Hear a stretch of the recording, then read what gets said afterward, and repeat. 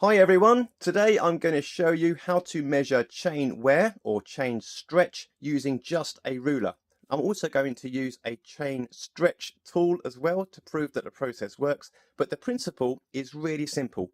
Now I've got here a relatively new chain. It's a bit grubby, but that's a video for another day, just to show the difference between this and a worn one I'll show in a while.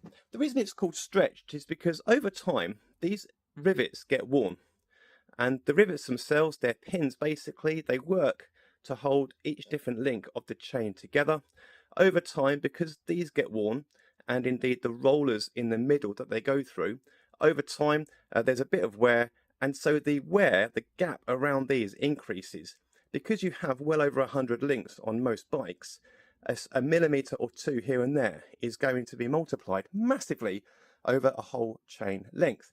And therein is your wear, and also of course why it's called chain stretch. So here's how we do it. With a standard chain, the gap between two pins, two rivets, is 1/2 inch. So getting your ruler, you can pop your ruler to the 0 point in the very center of one of the pins and work all the way through until it gets to 12 inches. So that's 24 links if you like. And a 12-inch mark, where my thumb is, that should be dead center in the middle of the rivet. If the rivet is further this way, so to the right of the 12, that will indicate wear. So for here, we have a perfectly okay chain with hardly any wear on it at all.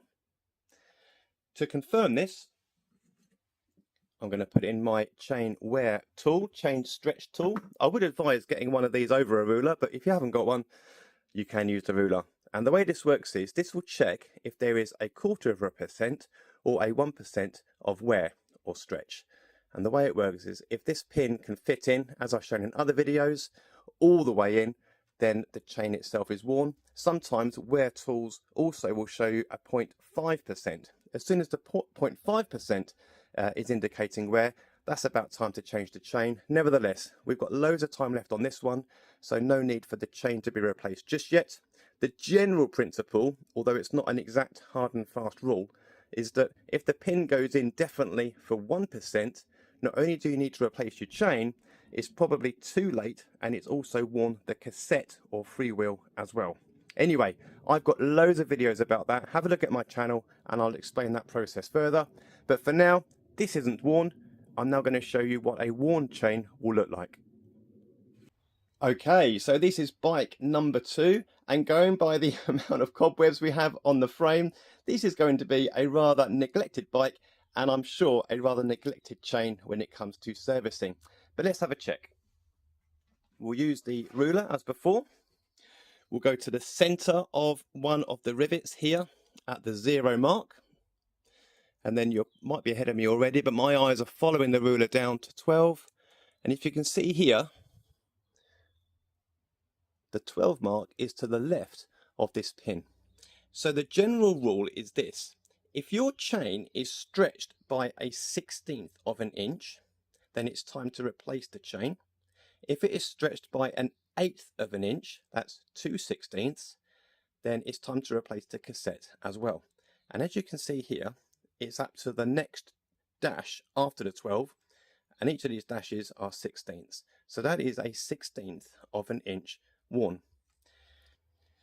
Now, if we get the chain stretch tool to confirm what the ruler says, you'll see that the wear tool goes straight in at 0.75%, which is, as I said, an indicator that you need to replace the chain. That would be a 1/16 of an inch. When it comes to needing to replace the cassette as well, it would slide in at 1%, and it hasn't gone in. The reason for that is because, as it showed on the ruler, it wasn't yet at 2/16, which is an 1/8 of an inch. So to confirm, we are at a 1/16 of an inch worn, because that single dash to the right of the 12, that's how much the chain has stretched overall.